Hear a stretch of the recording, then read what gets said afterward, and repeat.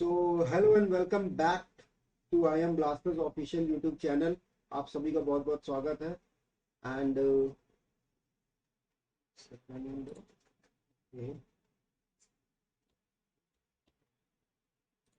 या so let's start. Welcome back to I M Blasters. और if you are targeting for IPMAT UG entrance examination तो you are at the right place. And for any details of query please contact us at this number 7524833567। और Telegram link हमारा जरूर follow करें, जरूर join करें। और अगर आपको टेलीग्राम डिस्क्रिप्शन के थ्रू लॉगिन नहीं हो रहा है तो आप आई एम लास्टर सर्च करें in small case, you will get sir. आप वहाँ पे आसानी से ज्वाइन हो सकते हैं। जो लोग मुझसे अवगत नहीं है, मुझे नहीं जानते, मेरा नाम निशान श्रीवास्तव है। I am walk faculty. वाक बोले तो English. I think this pen will not suit the. One second. We change the color.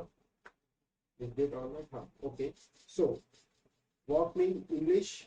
So generally I'm English faculty और मैं आपको IT मैट और UG एंट्रेंस एग्जामिनेशंस के लिए इंग्लिश पढ़ाऊंगा। So आज के सेशन की बात करें तो आज का सेशन जो है आपका इडियम्स पे बेस्ड सेशन है। इडियम्स पे बेस्ड आपका सेशन है। ये बहुत मजा आने वाला है because you learn a lot. So start करते हैं। तो क्वेश्चन नंबर 1 कह रहा है, ये FIB वाला क्वेश्चन है ये, ठीक। ओके या क्वेश्चन नंबर 1 कह रहा है, now we dash him one more time to preserve protect and defend our nation and all for which it stands. ठीक है। एंड अगर मैं इसमें बात करूं तो इसमें आपको 5 ऑप्शन दे रखे हैं। इन 5 ऑप्शन में आपको सेलेक्ट करना है। आपको मैं 10 सेकंड का टाइम देता हूं, आप इसमें से एक आंसर सेलेक्ट करके देखिए और फिर will match. Okay, your time starts now.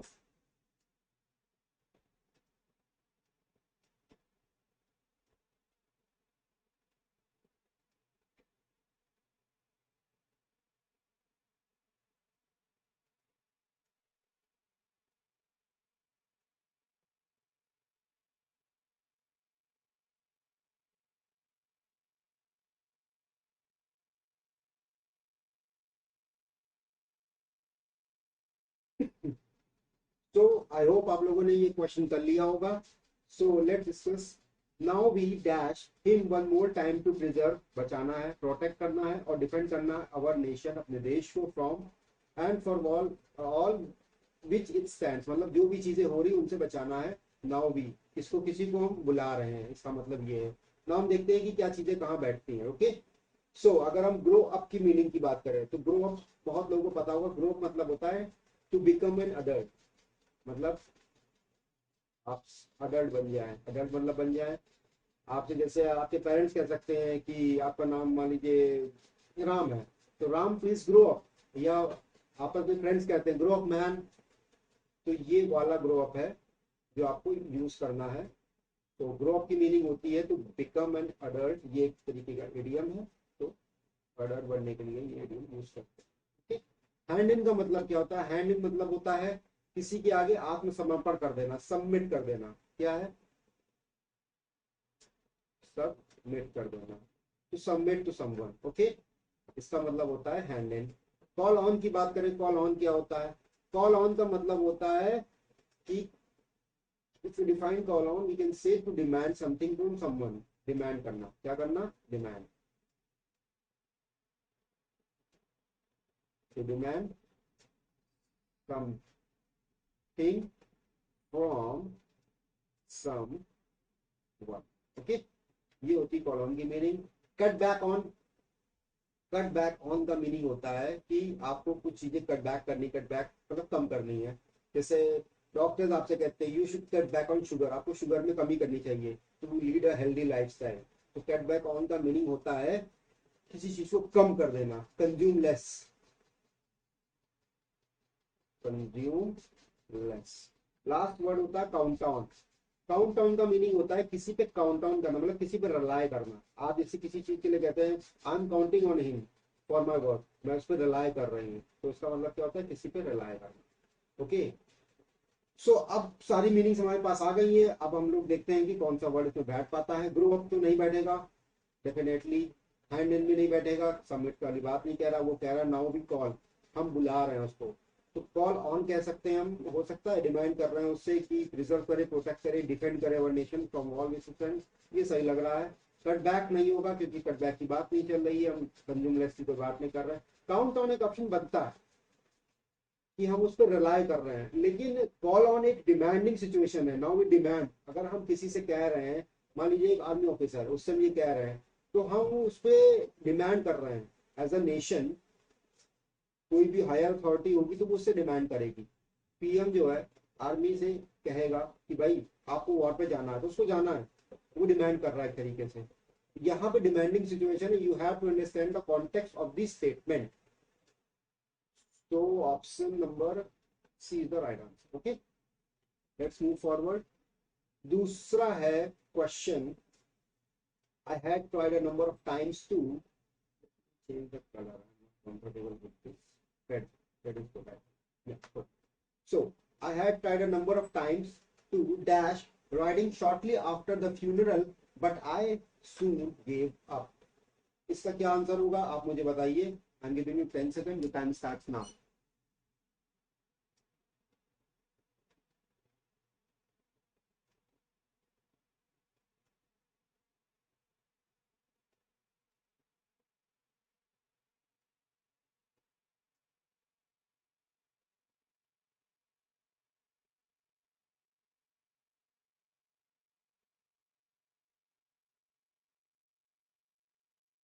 तो आई होप आप सभी ने इसका आंसर निकाल लिया होगा।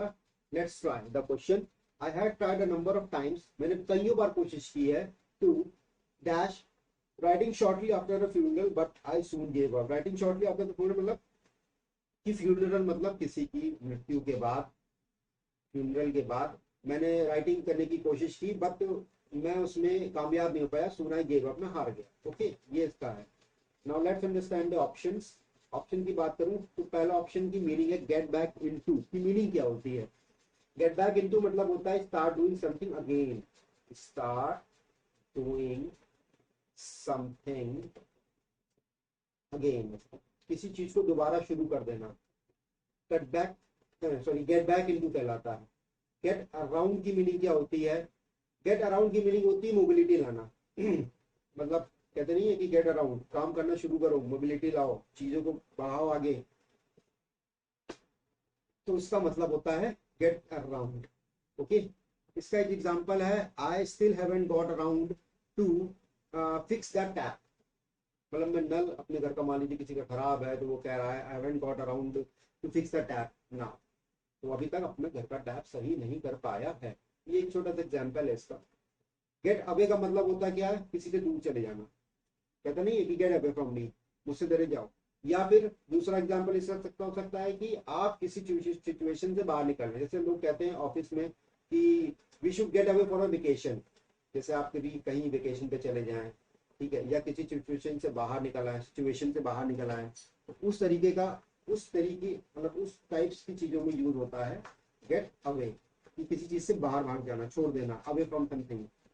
इसकी मैं मीनिंग लिख दे रहा हूँ एक और, अवे फ्रॉम समथिंग। आप लोगों से एक छोटी सी रिक्वेस्ट है कि मैं जो भी यहाँ मीनिंग्स या वर्ड डिस्कस कर रहा हूँ उसको आप लोग जरूर अपनी कॉपीज में लिखें, बिकॉज ये वर्ड जो है ये आप मान के चलिए कि इस बार आईटी मैट में आने के काफी चांसेस है। इसीलिए मैं आपको बहुत ज्यादा वर्ड भी करा रहा हूँ, क्योंकि मुझे पता है कि आप लोग अपनी अपनी तैयारियों में, पर्सनल तैयारियों में बिजी होंगे। लेकिन अगर आप ये पर डे के 5, 6, 10, 15 वर्ड भी करके जाते हैं तो आपके चांसेस इंक्रीज हो जाते हैं ऑटोमेटिकली। तो और ये बिल्कुल आने के फुल चांसेस हैं, हाई प्रोबेबिलिटी क्वेश्चन हैं ये, तो प्लीज इनको आप लिखिए जरूर, इनकी मीनिंग सहित। ओके, नाउ अब हम आगे वर्ड की बात करते हैं, फाइंड आउट। तो फाइंड आउट की मीनिंग तो बहुत लोगों को सब सिंपल है, वर्ड इसका मतलब होता है डिस्कवर करना। क्या करना? डिस्कवर करना, किसी चीज को फाइंड आउट कर लेना, डिस्कवरी कर लेना, ठीक है। नेक्स्ट होता है लास्ट वर्ड की, अगर मैं बात करूं तो गेट। वो कह रहा है गेट ऑन। गेट ऑन का मतलब क्या होता है? गेट ऑन के देखिए वैसे तो बहुत मीनिंग हो सकते हैं, लेकिन एक सिंपल मीनिंग बताऊं, जैसे आपसे कहा जाए गेट ऑन दी बस, आप बस पे चढ़ जाइए, तो इसका मीनिंग हो गया step on a vehicle. Okay, एक मीनिंग तो ये हो गया। दूसरा क्या है? गेट ऑन मतलब ये भी हो सकता है कि किसी चीज को शुरू कर देना, भाई शुरू करोगे चीज, to get on with something, किसी चीज को शुरू करना, ये भी मीनिंग हो सकता है। और एक और चीज होती है इसकी मीनिंग एक अलग कॉन्टेक्स्ट में, हैविंग अ फ्रेंडली रिलेशन, किसी से फ्रेंडली रिलेशन होने का मतलब भी गेट ऑन हो सकता है। सो अब हम इसमें स्टेटमेंट में अपने इन ऑप्शंस को डाल के देखते हैं। सो पहला ऑप्शन है start doing with something, I tried number of times to start doing something, writing shortly after a funeral, get back into. I think ये स्टेटमेंट बैठ रहा है अभी के लिए फिलहाल, let's take it out. Get around मतलब mobility, I tried number of time to get around, writing नहीं ये नहीं बैठेगा, मोबिलिटी लाने की बात नहीं कह रहा है वो यहाँ पे। गेट अवे तो बिल्कुल नहीं कह रहा है, भागने की बात तो बिल्कुल ही नहीं कर रहा है। फाइंड आउट डिस्कवरी की बात भी यहाँ नहीं हो रही बिल्कुल। Get on, step on a vehicle, या फिर to get on with something, start with something कह सकता है, लेकिन यहाँ पे स्टार्ट करने की बात नहीं कर रहा है। वो यहाँ कह रहा है कि मैं राइटिंग कर रहे थे लेकिन मैंने गिव अप कर दिया, तो मैं पहले tried of number of time पहले कर चुकी हूँ। तो आई थिंक ऑप्शन नंबर ए बिल्कुल करेक्ट आंसर है, क्योंकि वो अगेन की बात कर रहा है यहाँ पे। इस स्टेटमेंट में यहाँ पे अगेन जुड़ जाएगा, गेट बैक इनटू का मतलब स्टार्ट डूइंग समथिंग अगेन। यहाँ पे क्या है, to get started with something है, किसी चीज को न्यू न्यू शुरू करना, न्यूली शुरू करने वाली चीज को कहेंगे हम गेट ऑन में। लेकिन यहाँ पे अगेन वाली जो कैटेगरी आ जाती है, इस वजह से ये जो है बिल्कुल करेक्ट हो जाता है। देखिए कई बार ऐसा होगा ना कि आपको लगेगा कि दो ऑप्शन सही है, तो मेजरली ऑप्शन आपके कट आउट हो जाएंगे, वो मतलब आप काट लेंगे उसको, हट जाएंगे वो। लेकिन मोस्ट केसेस में आपको ये होगा इस टाइप के क्वेश्चंस में कि आपको दो ऑप्शन या तीन ऑप्शन सही लगेंगे, तो you have to choose according to the statement given. जो आपका स्टेटमेंट है उसके हिसाब से आपको चूज करना है इसमें। So moving forward to another question, question number 3। William wants a new 3-year deal, comma, but Chelsea is refusing to dash to his demands and won't go beyond a 2-year extension. इस question को करिए, मैं आपको 10 second का time देता हूँ।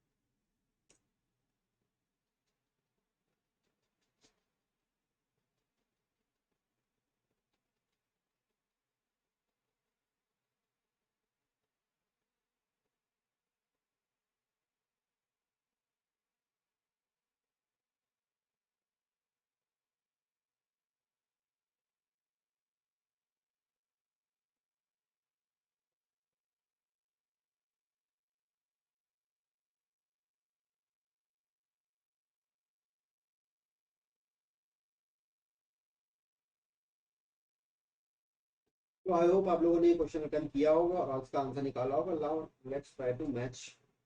पहला option है गेट अवे विद। अभी हम लोगों ने गेट अवे की मीनिंग पढ़ी थी, क्या मीनिंग थी इसकी? गेट अवे की मीनिंग हम लोगों ने निकाली थी वेकेशन, कहीं से भाग, मतलब कहीं से एस्केप कर जाना, वेकेशन पे चले जाना, गो ऑन वेकेशन और समथिंग लाइक दैट। ओके, तो गेट अवे विद, अब ये एक वर्ड जुड़ने से मीनिंग इसकी चेंज हो गई, क्या देखते हैं? गेट अवे विद की मीनिंग होती है टू डू समथिंग, कुछ काम करना, विदाउट बीइंग नोटिस। क्या है meaning? To do something without being notice, मतलब कोई ऐसा काम कर देना कि आप काम भी कर दो और आपको कोई नोटिस देना करे, आपको कोई पकड़े भी ना, इस तरीके से काम करना। गो ओवर का मतलब क्या होता है? गो ओवर का मतलब क्या कहते हैं? गो ओवर का मीनिंग होता है किसी चीज को रिव्यू करना। कहते नहीं है कि you just go over the presentations, तो रिव्यू, किसी चीज को गो ओवर करना मतलब रिव्यू करना होता है। गो अगेंस्ट का बहुत सिंपल मीनिंग है किसी चीज के खिलाफ चले जाना। टू कम्पीट, क्या मीनिंग है? कम्पीट। और टू अपोज, किसी को अपोज करना। गिव इन मतलब क्या होता है? गिव इन मतलब होता है किसी के आगे सरेंडर कर देना, भाई मैं आ गया, आई गेव अप, कहते नहीं I gave in, I gave up. ठीक है, तो ये मीनिंग हो गई। लास्ट में होता है गो आफ्टर। गो आफ्टर क्या होता है? किसी चीज के पीछे पीछे भागना। Try to achieve something. ठीक है, किसी चीज के पीछे भागना, किसी चीज को अचीव करने की कोशिश करना, ट्राई टू अचीव समथिंग को आफ्टर कहलाता है। नाउ अब ऑप्शन मैच करने की कोशिश करते हैं। William wants a new 3 year deal. William को एक नई 3 ईयर डील चाहिए, 3 साल की डील चाहिए। बट चेल्सी, चेल्सी को बंदा है, इज रिफ्यूजिंग, वो मना कर रहा है टू क्या, get away with, to do something without being notice ना। हिज डिमांड्स मतलब वो किसी चीज के लिए उसको मना कर रहा है, उसकी डिमांड्स को मना कर रहा है। And won't go 2 years extension के आगे वो चीजें नहीं देना चाहता, इसीलिए वो 3 ईयर डील को मना कर रहा है। 3 ईयर डील को मना कर रहा है क्योंकि वो 2 इयर्स के एक्सटेंशन से ऊपर नहीं जाना चाहता। तो चेल्सी यहाँ पे कुछ मना कर रहा है। नाउ अब we have to pick something. Okay, so option number A, to get away with, but Chelsea is refusing to get away with, मतलब इसका मतलब है to do something without being noticed। I don't think this option is match, गलत है ये बिल्कुल। to go over, review करने की बात तो बिल्कुल नहीं कर रहा है। यहाँ कॉम्पीट की भी बात नहीं कर रहा है, किसी कॉम्पिटिशन की बात ही नहीं, वो तो रिफ्यूज कर रहा है यहाँ पे। गिव इन, गिव इन का मतलब है सरेंडर, सरेंडर तो वो कर ही नहीं रहा ना यहाँ पे। भाई वो 3 साल की डील मांग रहा है विलियम, लेकिन वो 2 साल की सिर्फ ऑफर कर रहा है, तो सरेंडर तो बिल्कुल नहीं कर रहा है। लास्ट ऑप्शन बचता है गो आफ्टर, उसके पीछे जाना। वो आफ्टर की बात अगर करेंगे, एक सेकेंड,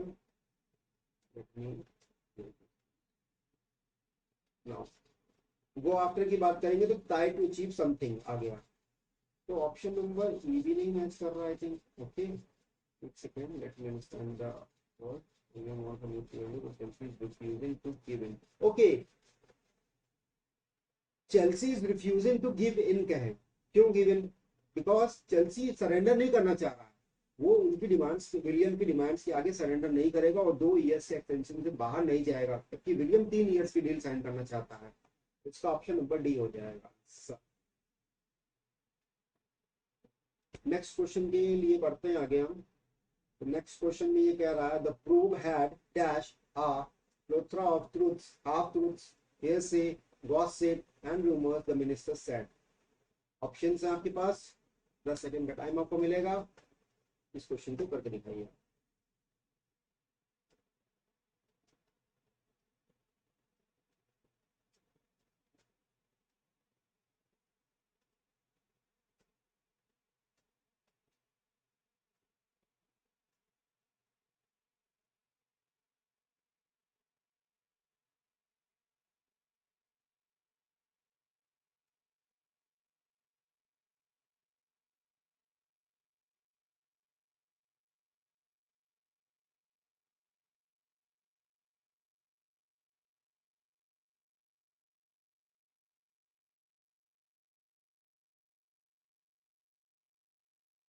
तो आई होप आप लोगों ने ये क्वेश्चन किया होगा। Let's start.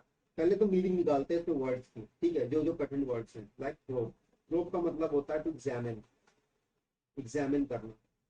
या फिर एक प्रोब एक तरीके का इंस्ट्रूमेंट भी होता है, मेडिकल इंस्ट्रूमेंट होता है, जो कि बॉडी के अंदर जाता है और आपको इमेजेस देता है, ठीक है। It is also a medical instrument.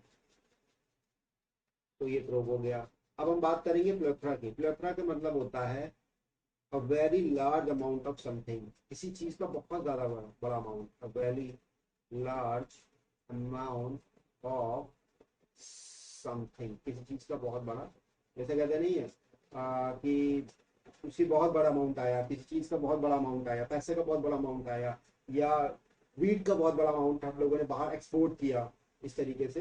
प्लेथरा of truths, half truths, hearsay, gossip, hearsay मतलब कहा सुनी, कहीं सुनी बातें, गॉसिप, र्यूमर्स, नमिसेस। ओके, अब हम एक एक करके इनकी मीनिंग निकालते हैं। ब्रेक आउट की मीनिंग क्या होनी चाहिए? ब्रेक आउट की मीनिंग होती है किसी चीज से भाग जाना, एस्केप कर जाना कहीं से। ब्रेक आउट ऑफ प्रिजन कहते नहीं है, ब्रेक आउट ऑफ प्रिजन, ये इसका हो गया। लुक इनटू, लुक इनटू का मीनिंग होता है किसी चीज में डिस्कवर करना, to discover a fact. Look into, discover a fact और crime. Next, fill in, fill in की बात करेंगे to occupy some position, to occupy some position, किसी पोजीशन को ऑक्यूपाई करने का मतलब होता है तो फिल इन, किसी चीज में भर जाना, फिल इन। कैचअप, कैचअप का मीनिंग होता है to get at the same point, आपको सेम पॉइंट पे आना है, to get at the same point as somebody else, as somebody else।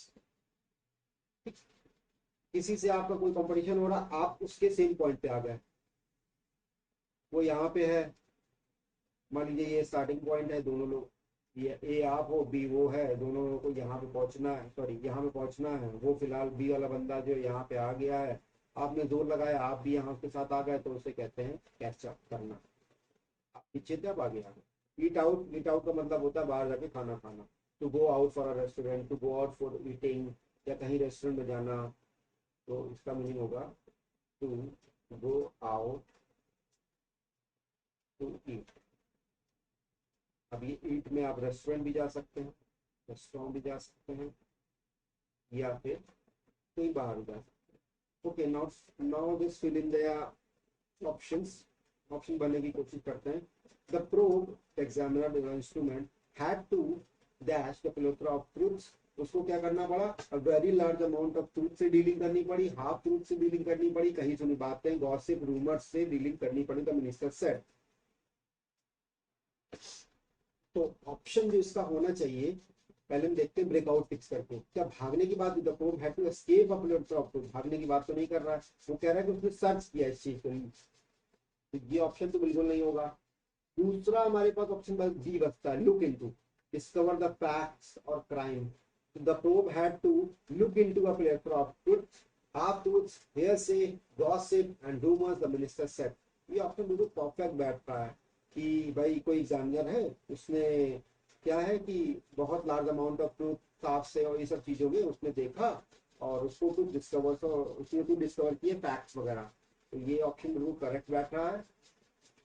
अब मैं बात करूं अगर ऑप्शन नंबर सी की, fill in to occupy some position, the probe had to fill in the plethora of, fill in तो बिल्कुल नहीं होगा, है ना, कोई पोजीशन तो नहीं ऑक्युपाई करने की बात कर रहा है। कैचअप भी नहीं होगा भाई, किसी को कैचअप थोड़ी करना है, यहाँ तो हमें सच का सच को ढूंढना है, डिस्कवर करना है, वो ये कह रहा है। ईट आउट बिल्कुल ही नहीं होगा, बाहर जाके तो option number B will be correct, option number B. Let's move to next question, question number 5।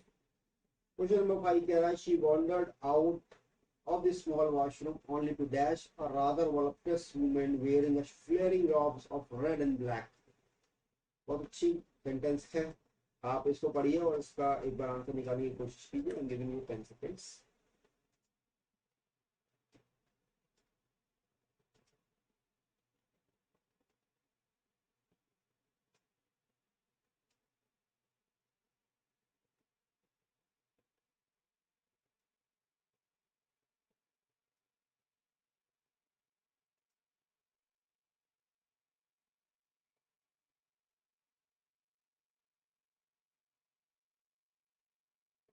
क्या हो गया?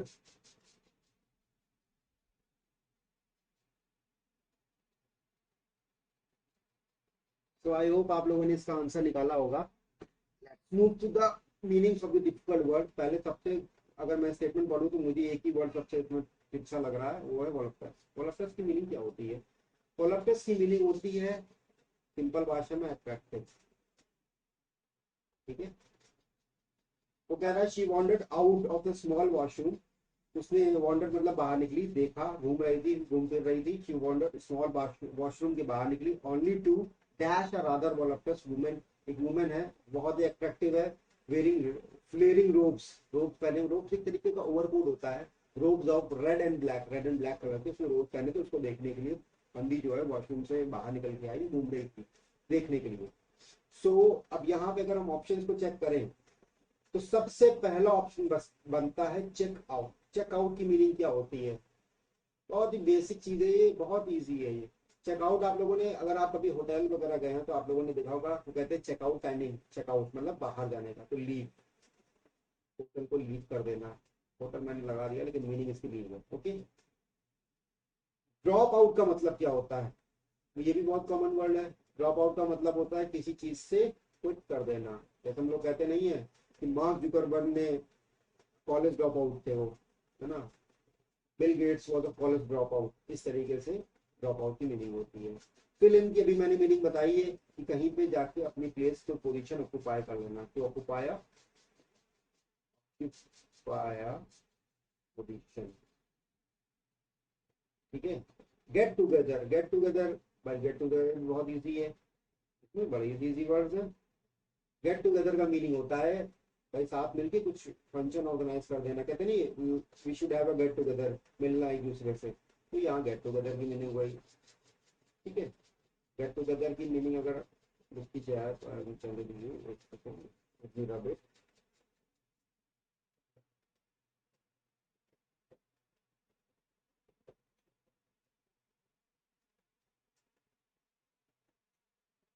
you can say to have a group meeting, okay, meeting. Now run into last, ये भी बड़ा इजी है। Run into का मतलब होता है to meet someone when not expected, sorry expected, expected, हाँ, to meet someone when it's not except expected, sorry expected, मतलब किसी से मिलना जब आपको उसकी कोई एक्सपेक्टेशन ही ना हो। So let's match the options. She wandered out of a small washroom to only to dash check out, checkout के लिए तो नहीं गई थी ना, वो तो उसको देखने गई थी। एक औरत जो थी बहुत अट्रैक्टिव थी, उसको देखने गई थी, उसने flaring ropes of red and white पहन रखे थे। अच्छा, क्विट करने गई थी? क्विट भी नहीं करने गई थी। अच्छा, कोई पोजीशन ऑक्युपाई करने गई थी वहां पे ना, क्योंकि पोजीशन भी नहीं है। गेट टुगेदर करने गई थी क्या उसके साथ? बिल्कुल नहीं, वो तो उसको चुप चुप के देख रही थी। शी वॉन्डर्ड आउट ऑफ, उसको सिर्फ देखने ही गई थी ना। Run into to meet someone, हाँ ये हो सकता है, बिल्कुल हो सकता है कि भाई उससे वो मिली और उसको एक्सपेक्टेशन नहीं थी कि वो वॉशरूम से बाहर वॉन्डर करेगी, बाहर घूम रही होगी और उसको रादर वॉलप्टस में मिल जाएगी bearing flaring ropes of red and white. तो ये option number E is the correct answer. Now the question number 6, साढ़े क्वेश्चन की बात करें अगर हम लोग, तो the most inefficient gadgets are gas fired heaters which can dash the equivalent energy of 140 light bulbs burning simultaneously। ये options हैं, मैं आपको 10 सेकंड का टाइम देता हूं और आप लोग इसका आंसर निकालें।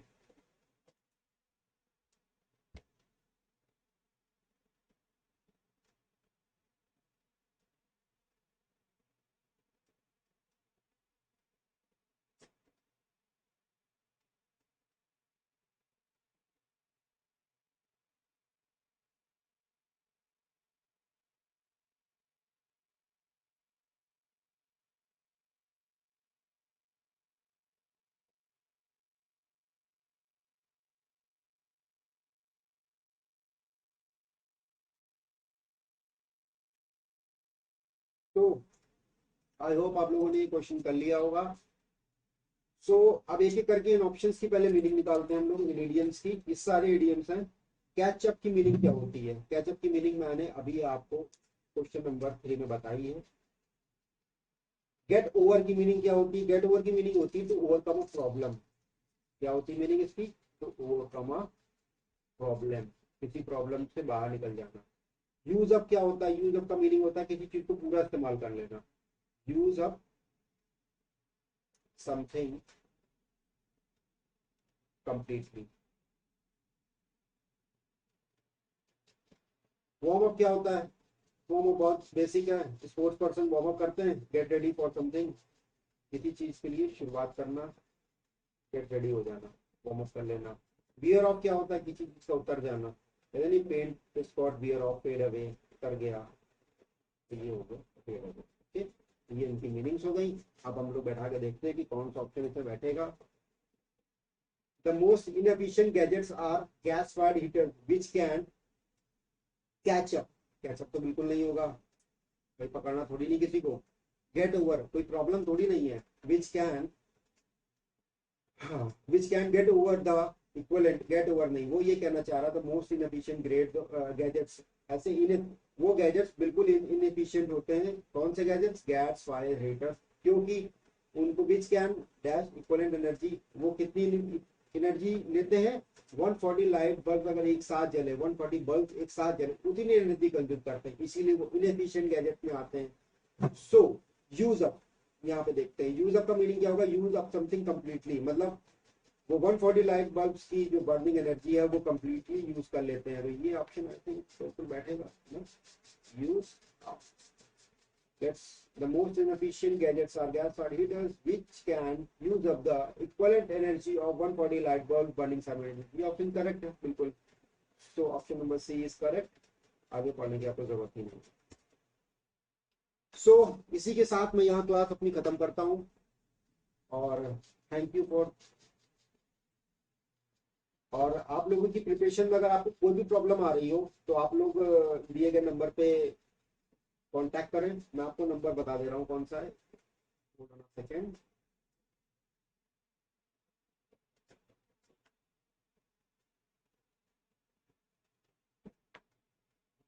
इट्स 7524833567। आप इस नंबर पे कांटेक्ट करें अगर आपको कोई भी प्रॉब्लम हो। जरूरी नहीं एग्जाम से रिलेटेड ही प्रॉब्लम हो सकता है आपको एग्जाम में पढ़ने में प्रॉब्लम हो रही है, या हो सकता है कि आपको कोई मॉक लगाए हो, आपको मॉक के एनालिसिस चाहिए हो, या आपको जज करना है कि आप कहाँ पे स्टैंड करते हो, आप आईपी मैट के लिए प्रिपेयर हो भी कि नहीं हो अभी फिलहाल। तो किसी भी प्रकार की क्वेरी के लिए आप यहाँ पे दिल खोल के हमको कांटेक्ट कर सकते हो। पहले भाई व्हाट्सएप कर लेना, फिर कॉल की बात कर ली जाएगी। अगर रिक्वायर्ड होगा तो कॉल करेंगे, वरना we will give you answer on WhatsApp. So आज के सेशन में यही खत्म करता हूँ। Thank you all of you, और अपना ख्याल रखिएगा क्योंकि मौसम बदल रहा है। बीमार होगा तो एग्जाम में नहीं बैठ पाएंगे। बहुत बहुत ध्यान रखिएगा और keep learning. This is Nishant Shrivastava signing off. Thank you.